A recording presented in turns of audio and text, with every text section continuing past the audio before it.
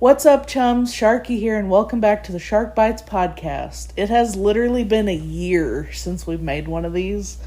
I apologize. We've had a lot going on, but Juimy is here. Say Hello. Hi. So today we're going to be talking about StratosFur 2025, which was June 6th through the 8th of this year. So this was Juimy's second convention, and I can't even remember how many cons I've been to. Let's see. GFM was my first one. GFM again, so I guess we'll just count that as one. IFC, I think that's it. Okay, so I think this is technically my third convention, but I went to GFM twice, so technically it's my fourth, if you want to get technical. But yeah, so this was my first Texas convention since moving here. All of the other ones were like Midwest area. So let's start with the check-in process. We registered ahead of time online, I think like in April, and then check-in was a little hectic. We've had bad experiences with Marriott's before. IFC was at a Marriott. We are not a big fan of that particular hotel. So we were a little bit nervous about checking in at another Marriott because last time we almost didn't get a room. Like they had overbooked the rooms and were turning people away to go to different hotels. Like that's how serious it was. So, yeah. We had registered ahead of time. We booked our hotel room ahead of time at the hotel that the con is located at. It's small enough still that we're able to do that. I think, how long did we have to wait to check in for SF? Honestly, I think that since we arrived a couple of hours earlier, like it took just a couple of hours to get to the room, but the line took an hour or so. Yeah, so when we first got there, I think it was around 11, right? Was it 11? Because our check-in, or 1. Was it closer to 1? I can't remember. Our check-in wasn't until 3. Yes. But we got there a couple hours early and we did have to wait. And I was getting a little irritated because I was worried that we weren't gonna be able to check in because that's usually I don't know. I was just really anxious that day, but we checked in our luggage. They held it for us until we could actually check in. We didn't have any problems with the payment. That went through, thank God. I always worry about that. Your card is notorious for not working. Blame my bank. I do blame your bank. Old as hell. It is the oldest bank in the world, pretty much. So after we dropped our luggage off at the front with the peoples, then we got to go stand in another line, which was to pick up our badges at registration. And honestly, it wasn't terrible. I mean, I feel like it moved pretty quickly. I don't know. I feel like after seeing videos of the registration line at other cons, I feel like it could always be worse. You could be standing there for an hour and a half, 2 hours. Honestly, I think we probably took about 45 minutes, maybe. I don't think it was even an hour. I could be wrong. I wasn't really paying attention. So anyway, we got in.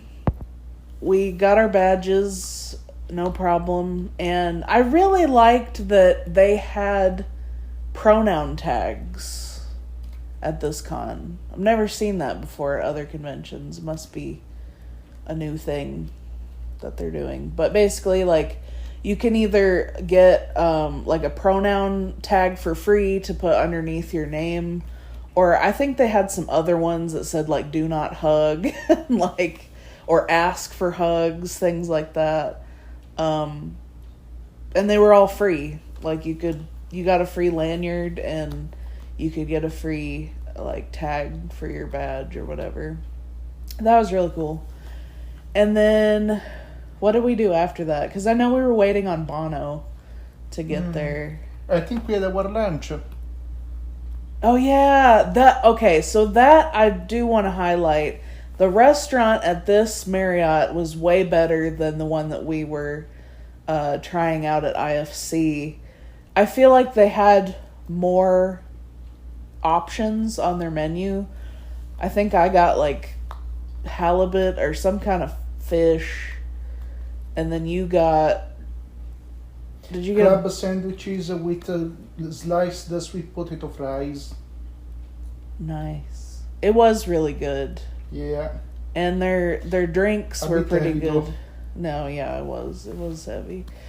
But their drinks were really good. I got a rum punch. I don't usually drink at conventions.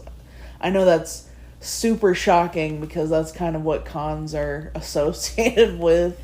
Unfortunately, well, is probably drinking. It's for the best. We don't want to know Rainforest, which we did not go to, but have heard lots of stories about. But the rum punch was really good. I only had one, and then I had another one in the room, but I wasn't drunk. Like, I was fully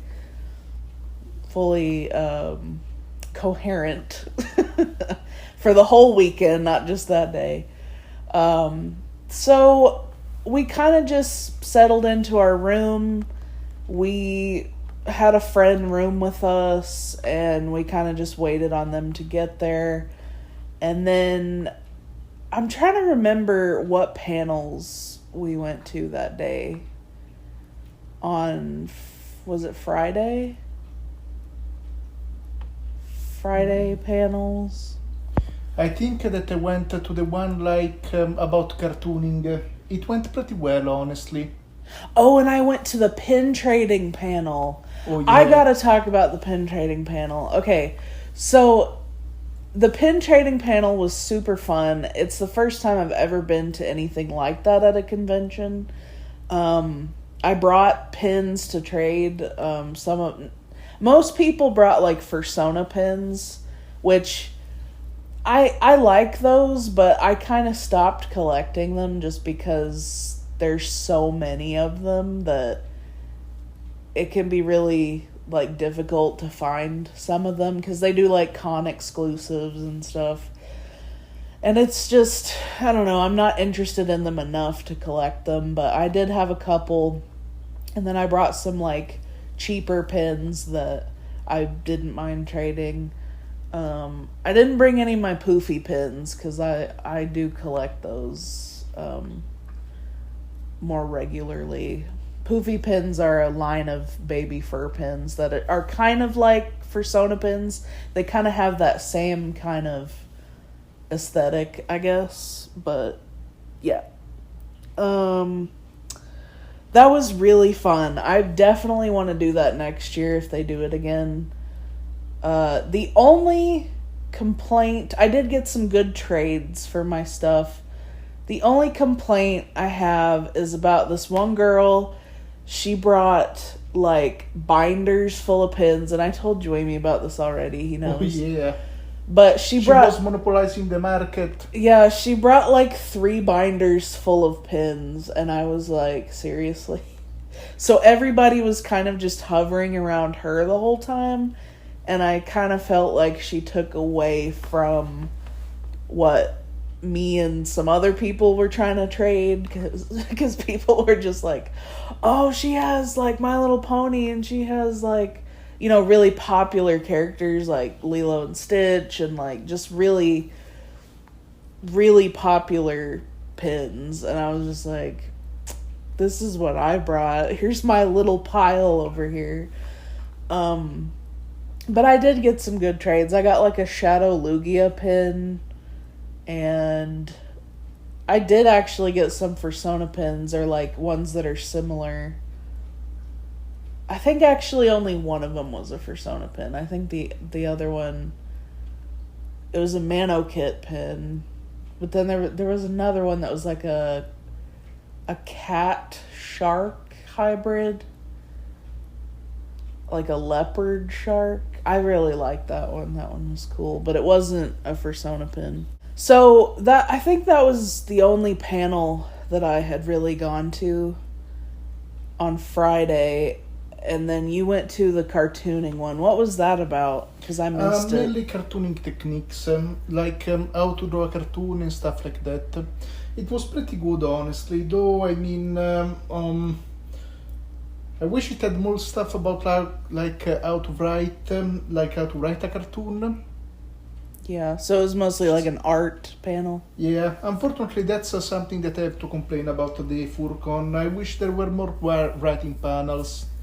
Yeah, I noticed on the schedule that they mostly had either art panels, like drawing, how to draw, artist-related panels. They did have some, like, crafting panels, like the Make Your Own Tale, which I unfortunately did not go to. I was going to, but I had a feeling it was going to be really crowded, which is something that I want to talk about.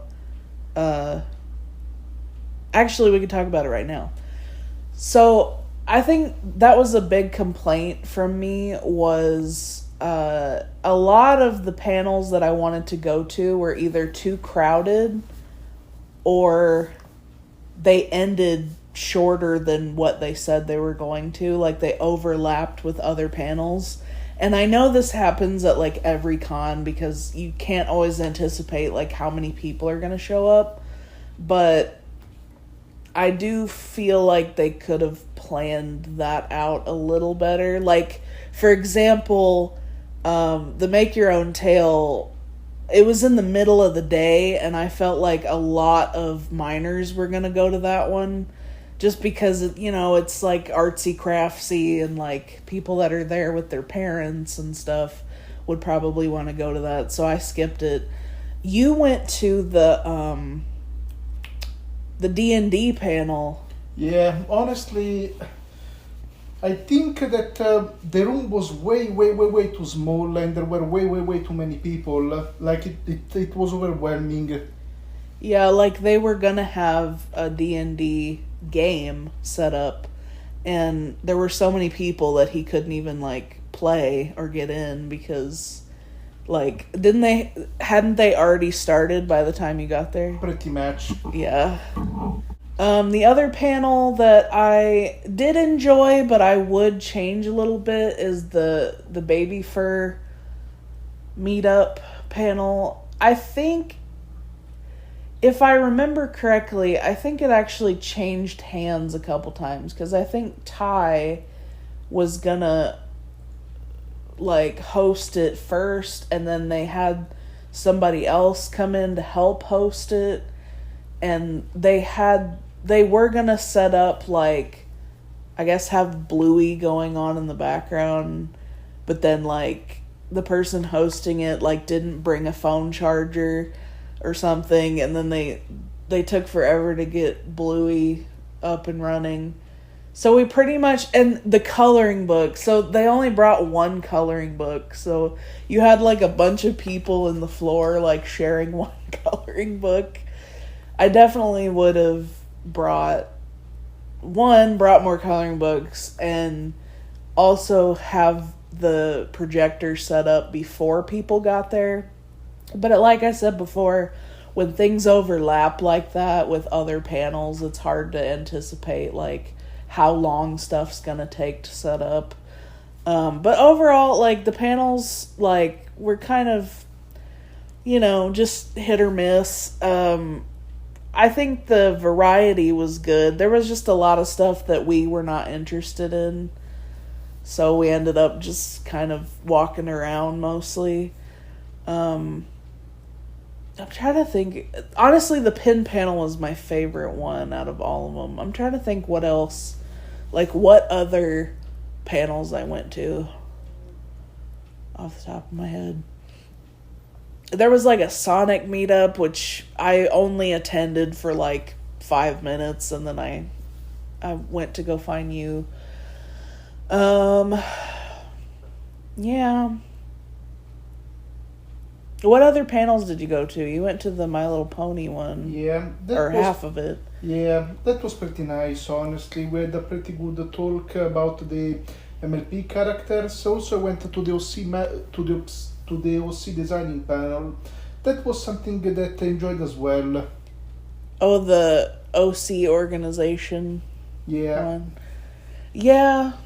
But like you said, it wasn't really writing related. It was more like art related. Right?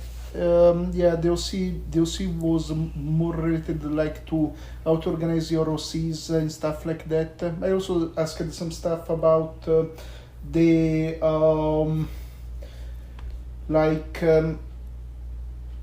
narrative stuff regarding the OCs, like traits and stuff like that, but I was pretty much the only one that asked. What other panels did you go to? I know you went to bingo. That's not really a panel, but you did go to bingo. Yeah, I went so close to winning a couple of times, but I didn't make it. What charity was it for? Do you remember? No. I think it was a service dog charity or something like that. It had something to do with dogs. I know that. But so I guess like going off of that, the panels were mostly art related. I would like to see like more variety in the panels, and I know that's kind of just up to who applies to host them.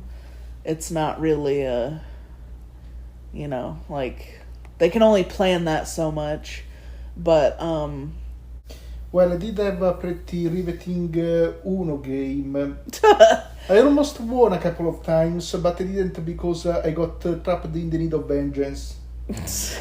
Uno is what you play when you can't come up with anything else. Yeah. Yeah, we mostly just walked around. I mean, we didn't really go to much. Anyways, let's go ahead and move on to the next thing. The next highlight, I guess, is the Dealer's Den. I really digged the Dealer's Den at this one. Lots of variety, lots of artists that I both were familiar with and ones that I had never known about. I actually saw, Dead Bomb Art is one that I was familiar with. They actually helped host the Down Home FurCon. Fun little tidbit for you. Cool. Down Home FurCon was 2020's COVID con. It was a Texas-based con that they hosted online. I think it was on Zoom. Kind of like Baby FurCon, except this one was like, just a regular furry con, but it was all online. And I want to say Dead Bomb Art helped host that. So I was familiar with some of their artwork. And I'm trying to think. There was somebody else that had... I bought a... Remember like the little shark pin with the fish bones inside? I think so, yes. It was like one of the first pins that I bought from the Dealer's Den. Oh. I've actually followed the artist on Instagram like before going to this con. I can't remember their name. If I think of it, I'll mention it. But one of the other things that I really liked about the Dealer's Den was they were selling those little what do you call them? They were like badges, but they had like different disabilities on them. Like, I have an invisible disability, so I got one of those. or they had ones that said like social anxiety or don't hug me, or, you know, just like, but they were high quality because some of them were like embroidered, and then they also had ones that were like, I guess they were 3D printed, or they were like acrylic. I really liked those, and you could like link more than one together. They were only like $10. You have a great eye for these. I wanted to get more of them, but we were kind of on a limited budget.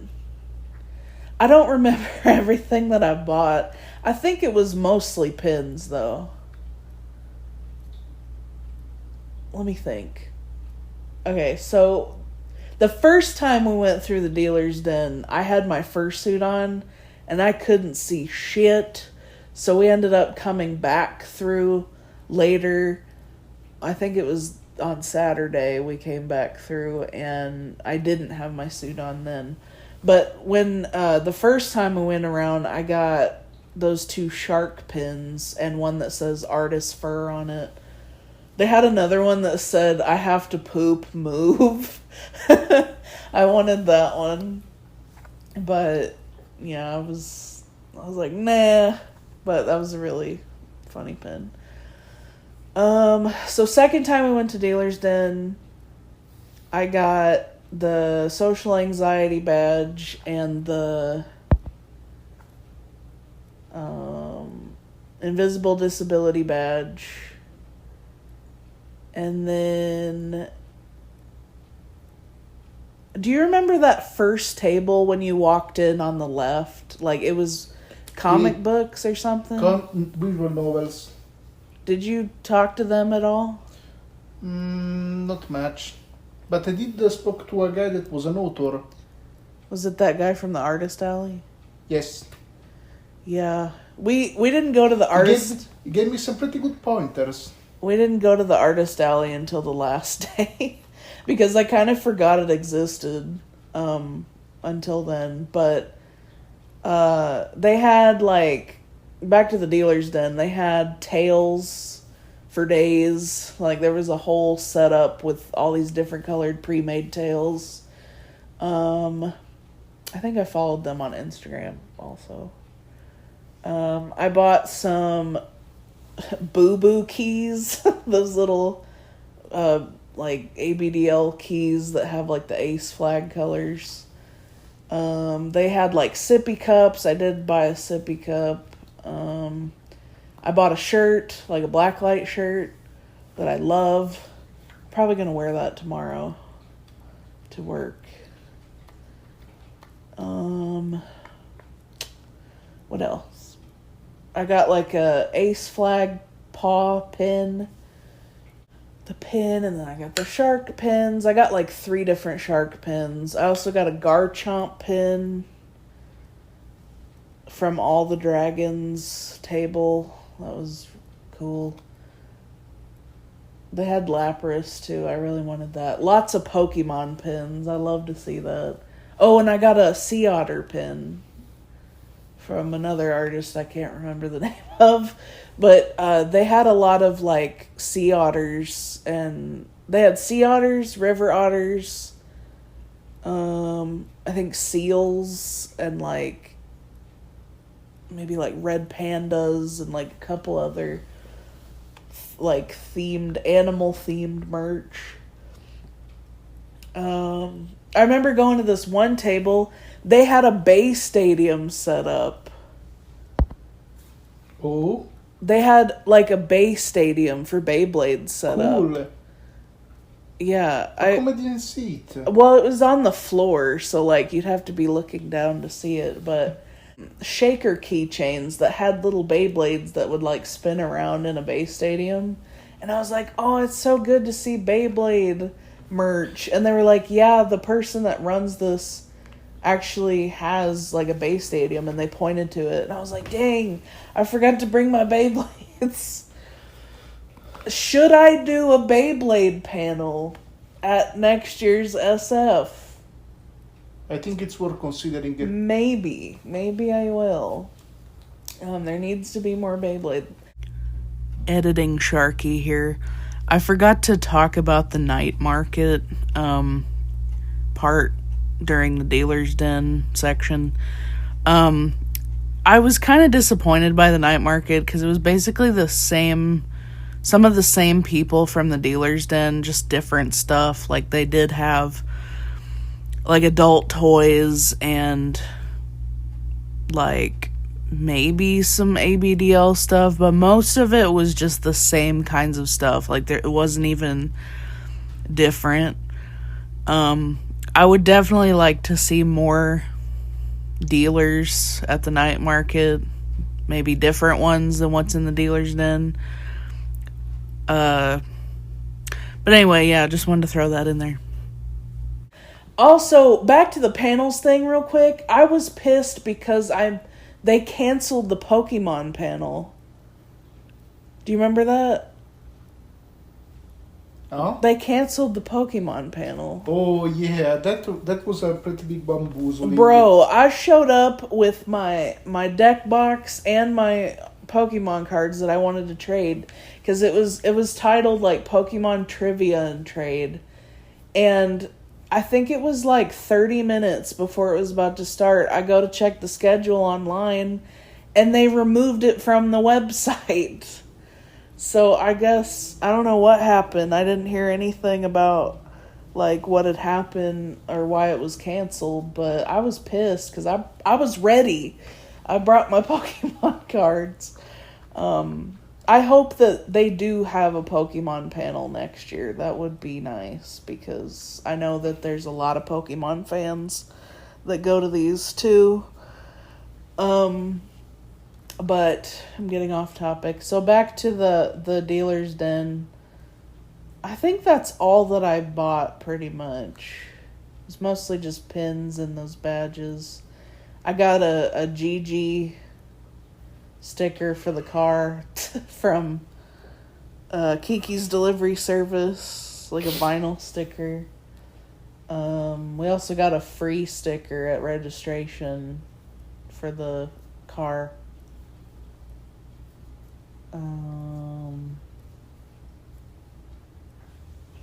Did you buy anything at the dealer's den? Pretty much no. They wanted to save money. I couldn't remember. The Artist Alley, like I said, we kind of forgot about it until the last day. But there was an author there that you had talked to, and you said that they mostly had, like, fantasy books. Yeah. Still, they were it was really helpful. They had more, like, crafty kind of stuff in Artist Alley. Like, handmade stuff. They had pre-made fursuits in there. They had a Mano kit, Juimy. They had a Mano kit fursuit pre-made. I wanted to buy it so bad, but it was like $700. Once I land my job, perhaps. Well, and then I was thinking, like, what if it doesn't fit? Like, if you bought it and it doesn't fit your head, then what do you do? Like, can they make adjustments? I've never bought a pre-made head. Maybe I should ask Ree, because she makes pre-made fursuits. Go right ahead. I'm just curious. Just wait until I get the thingy. The job Yes. thing? Oh. Okay, so let's talk about the hotel staff. I wanted to talk about con staff and hotel staff separately. So, hotel staff was decent. From the time that we checked in, we also got room service a couple of times. We didn't have any problems with payment or, like, charging things to the room. Check-in was fairly easy.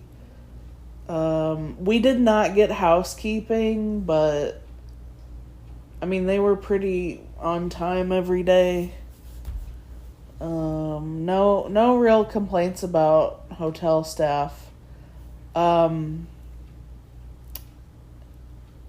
think all that I've mentioned so far is a lot of the good stuff. Let's get into the nitty-gritty. So, I want to talk about con staff real quick because I did have some problems with con staff. Our friend who roomed with us, I don't know why, but for whatever reason, they kept hassling him, like, every once in a while. Like, he said that he went, I think it was on Saturday night, we went down to, they were having a rave. I think it was like the 18 plus rave. And we had wristbands. Like, earlier in the day, they had offered, like, early night market wristbands. Basically, this is the first time I've ever gone to something like this. It's called, like, a night rave or, like, a night market, and it's 18 plus. You have to show an ID and get a wristband to get in. So we had gone and done that earlier in the day to save time. But for some reason, when my friend and I showed up in fursuits to be let in, even though we were showing our wristbands, they would not let us in without taking our fursuit heads off. And I thought that was very weird.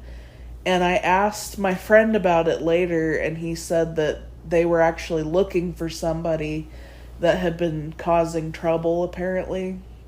They didn't say, like, exactly who they were looking for, but apparently, yeah, somebody was, like, doing something. I don't know. It may or may not have been connected to the fire alarm stuff, which I'm going to talk about in a second. But, some of the con staff were just really rude. Like, they were being a bit too, like, hey, what are you doing? Or, hey, you can't do that. Like, we got called out for bringing a leash to the baby fur panel. Remember that? Like, one of the staff was like, hey, you can't have that. I mean, you can have it at this panel, but you can't have it on the con floor. And, like, that was the first day that we had even brought it out, and we didn't have it really out on the con floor. I don't think. I think it was just in that panel. But, it was just the way that they said it. They were just, like, kind of, I don't know, authoritarian about it, and I was just like, okay, like, that's fine. Did it happen before or after the alarm? I don't know. Because if it happened after the alarm, they probably like got scolded by the hotel staff and got told like to be more strict. So, I'll just briefly talk about that real quick. So, what Juimy's talking about is, I think it was Saturday night. No, I think it was both nights, wasn't it? Friday night and Saturday night? We had the fire alarm, like the emergency lights, or it was, I don't remember if it was just the lights. I don't know. I can't remember. But I think that the fire alarm was going off, or some type of, like, emergency lights were going off. The first time it went off, it was, like, I don't know, maybe, like, midnight. And then it happened again the next night, and I think it was, like, really late when that happened. So I don't know what was going on, but, everybody, like, came out of their rooms and was, like, standing on the balcony, and, like, they had, I guess, the manager, like, some of the hotel managers checking on people or something. I don't know. I don't know if they were, like, you know, knocking on people's doors or what was going on, but, I think the fire truck did show up, but basically the evacuation lights were on. Like, the alarm was going off, and they have an intercom system that came on, and they were like, the first night they sorry, I'm getting ahead of myself. The first night, the hotel manager had come on the intercom and said, like, it was a false alarm, we apologize, and nothing really happened. And then the second night, it was way later, I think it was, like, past midnight, and same thing kind of happened, but, like, people were evacuating. Not everybody, but just, like, some people were just standing on the balcony. Some people were actually going down to the lobby to see what was going on. There were hotel staff everywhere trying to figure out, like, what was going on. The alarm system, like, did tell us to evacuate, but we just stayed in our room because I told Juimy, I was like, I have ABDL gear on and I am not about to, like, change out of all this and go down to the lobby. So we kind of just waited it out, and they didn't tell us that it was a false alarm, but I guess they had caught whoever was doing it, and it was fine. Like, everybody just went back to their rooms. My friend thinks that it could have been a smoking incident, like somebody was smoking weed in their room or something, because, like, it wasn't enough to, like, set the sprinklers off or anything, but, like, it did set the alarm off. Either that or maybe somebody was pulling an alarm. We don't know, but they were looking for somebody. That's all we know. I almost feel like sometimes maybe people are trying to, like, purposefully do stuff to, you know, make a video about it or something. Because, like, you remember what happened with MFF? Did you hear about that? I heard about Rainforest, but not MFF. There was a gas attack at MFF back in 2016. Oh, right, I think you mentioned about it. Like, somebody, like, tried to set it on fire? No, somebody brought chlorine gas and was trying to gas people. Like, kill people? Well, just, like, gas them out of their rooms, and, like, the police and the fire truck and the ambulance all showed up, and everybody was standing outside in fursuits. Like, I feel like ever since that happened, some people just are shitty, and they just try to make stuff happen like that so that it'll get talked about on Twitter or whatever, like, for clout.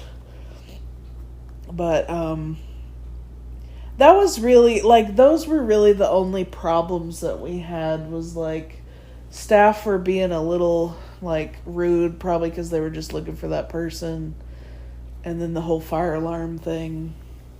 But, like, checkout was fine.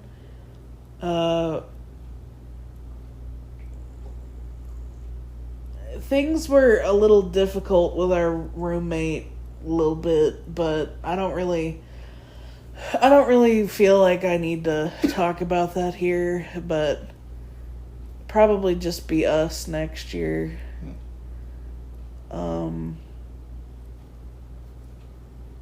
But overall, this was a good con. I definitely liked it better than IFC. What do you think?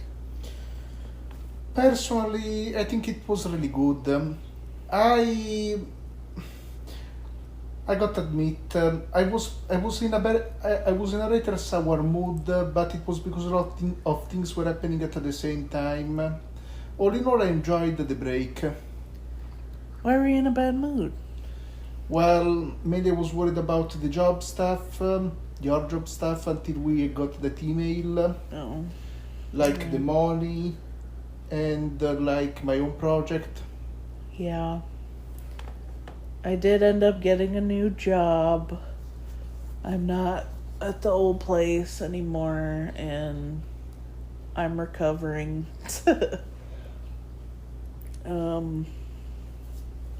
But yeah, I would definitely go to StratosFur next year. The only thing, well, I guess, I don't think we're gonna make it to ACFI this year, because we haven't really talked about it. I understand. I'm not sure we will be able to do that because when is that one? I think it's in October. Um, by that time, I will have I will probably have my job, and I won't like if I start taking days off like too soon, it's going to look bad. Yeah. I mean, it's not a big deal if we don't make it, but I definitely do want to go to ACFI in the future, like when we can take the time off. But I just feel like the two cons are a little too close together. Like, because StratosFur is in June, or it was this year. And then, I know it sounds like a long time, but ACFI is in October, which is like, what, like 5 months? But even though that sounds like a lot of time to recoup the money from the previous con, it's just a little too close together. I would almost prefer it be like in January or something. Yeah. Like, honestly, considering that it would be cooler, would make fursuiting easier. oh yeah, that I gotta mention that too.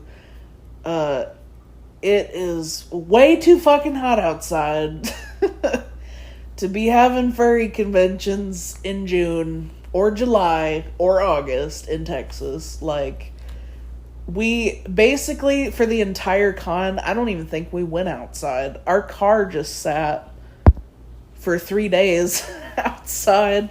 And by the time we got back to the car on the last day, I mean, it was boiling hot in there.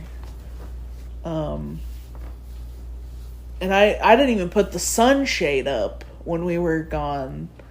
So it was extra hot. But, yeah, if you do go to SF in the summer, definitely bring a sunshade for your car. Don't do what I did. Definitely. But yeah, I mean, it was probably hot enough that you could fry an egg on the sidewalk if you really wanted to. Definitely could have baked some cookies in the back of the car, that's for sure. Yep. But basically the whole con, we just stayed inside. We like ordered food or got room service. We didn't even go anywhere. We stayed in the same parking spot all weekend long. That was another thing too. If you do go to SF, just know that you may or may not get a parking spot. Like, we were lucky when we pulled up, somebody was leaving, so we were able to get a parking spot, but don't count on a parking spot. At least not one close to the door. Because the door that we came in was not the check-in door. That was like part of the convention door. So like we had to go around to the front to get to the desk, and that was a little awkward because everybody was staring at us. But yeah, parking's a little confusing. They have like a paid parking on the right when you first come in. On the right, it's confusing because they have like meters set up that you can pay parking, but the free parking is on the left, but you have to go like all the way down away from the door, so you will have to like make a hike up to the door, and if you have a lot of stuff, you're probably gonna have to take 2 trips, but we did all right. Like, it worked out. I kind of wish we would have brought some of our own food, though. That was something we didn't really anticipate, was like how expensive the restaurant can be depending on what you get, or room service or whatever. So definitely like bring your own food too if you're trying to save money.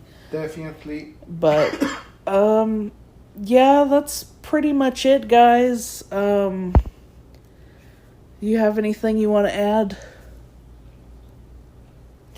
Honestly, no. I agree with everything you said. Overall, I'd give it like a 4 out of 5. Me too, yes. Thank you guys so much for listening, and we'll see you next time.